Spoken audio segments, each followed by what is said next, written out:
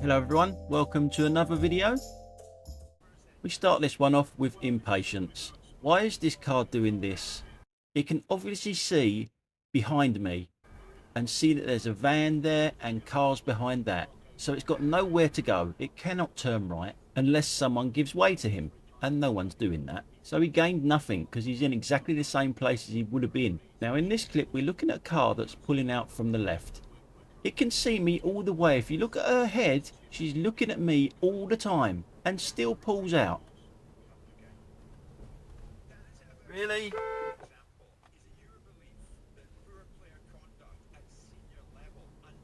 Now this time, someone's pulling out from the right. It's a professional driver. It's not that harsh.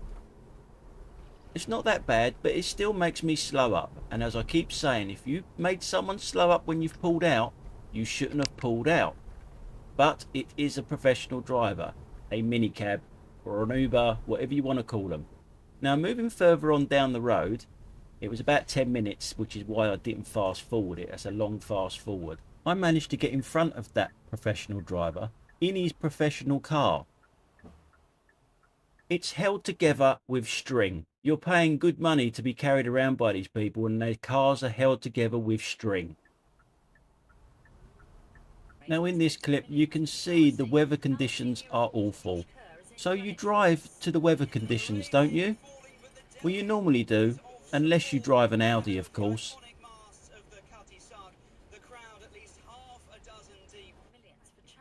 And if we go to the rear camera now, you can see the roads are flooded, but it doesn't make any difference for an Audi.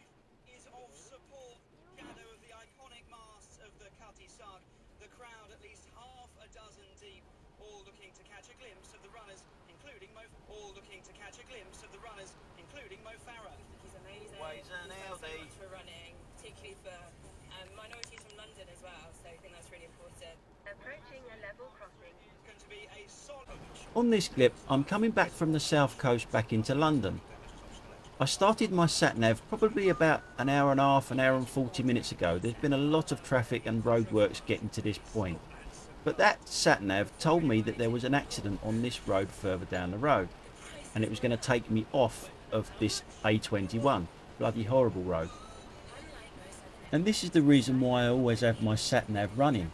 Even if I do know where I'm going, I always put it on so it knows where the traffic is, and it can divert me away from it. I didn't expect it to get this close to the junction before it took me off though. In a quarter of a mile, use the left lane to take the slip road to Tunbridge, IND Estate. There you go, you've heard the sat-nav tell me where to get off. So maybe that's where the crash is.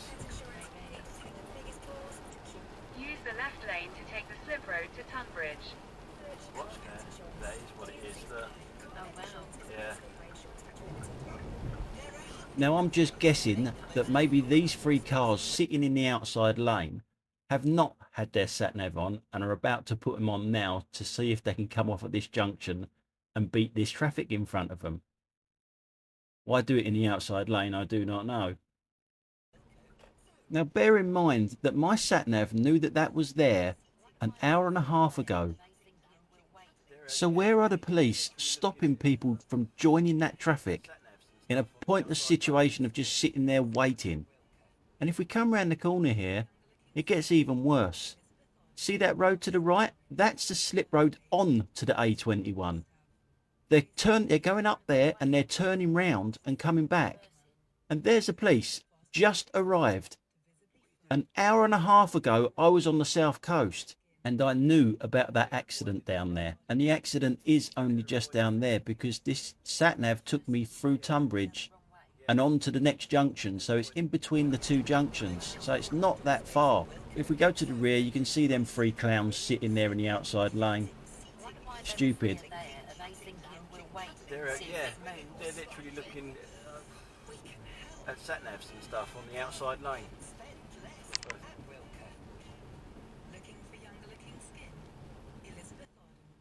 And as we come round the bend, you'll see them coming down the slip road the wrong way.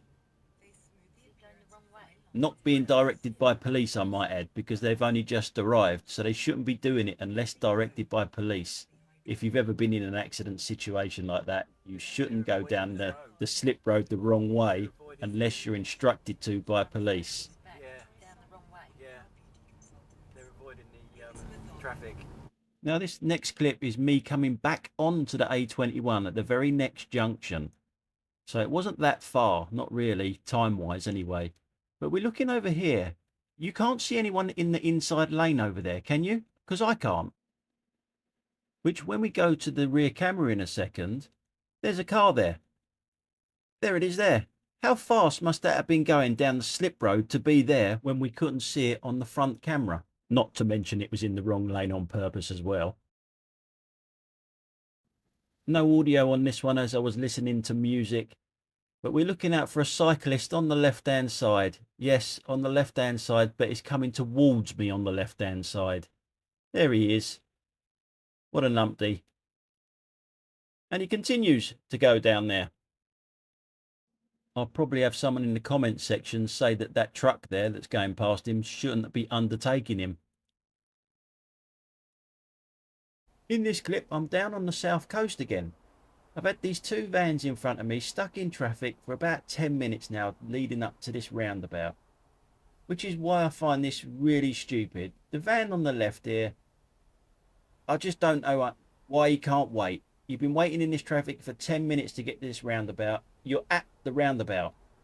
So why on purpose go in the left lane, which is for a left turn only, and then go straight on?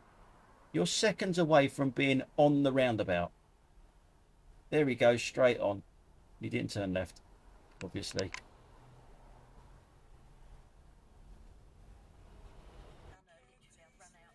And in this clip, I'm coming back from the south coast when I see a numpty up here in a van coming towards me.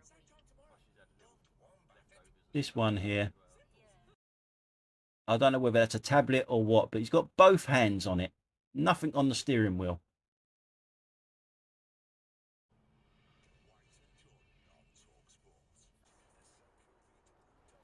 I'm on the good old M23 at the moment.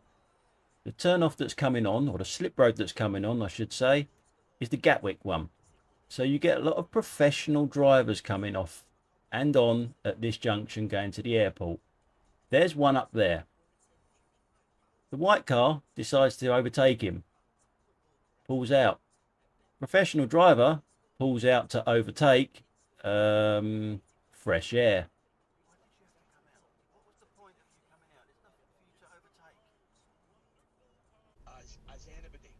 These clips here do my nutting. I've got to say they are one of the worst.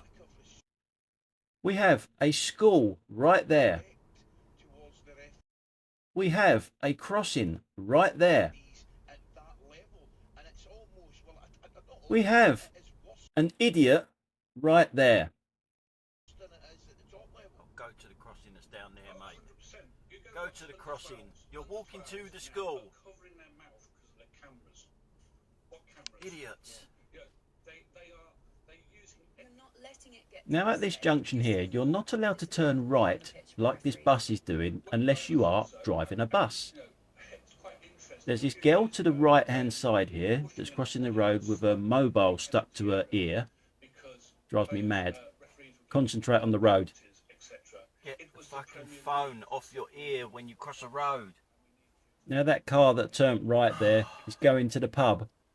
So does that mean they're allowed to turn right there if they're working that pub? Don't think so. Mind you though, it isn't very well signposted that you're not allowed to turn right there. I'll show you what I mean when we go to the rear camera. There's hardly any signs at all. There's a little weeny one over there that says that you can't turn right unless you're in a bus or driving a bus. And there's 1, 2, 3 there. So it's not really well signposted, is it? By the way, that was sarcasm in case anyone comments down below. Now if we go back to the front camera, we're coming up to temporary lights, which normally means nothing to certain people. You can still be fined and have points on your license for going through red lights at temporary lights.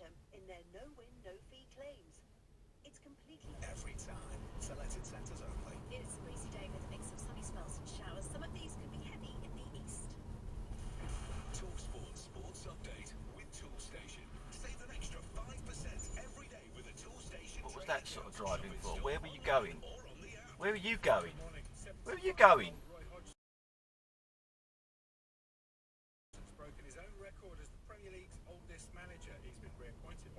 Two lanes there, is there?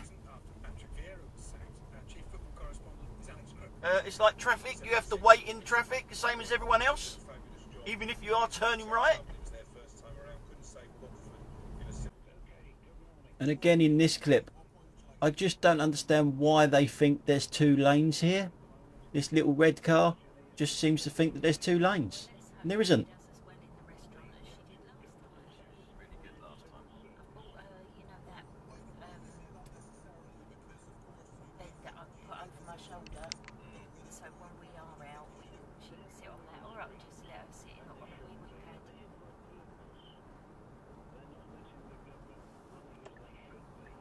And obviously, why not just wait for a few seconds and the white van will be out of your way anyway.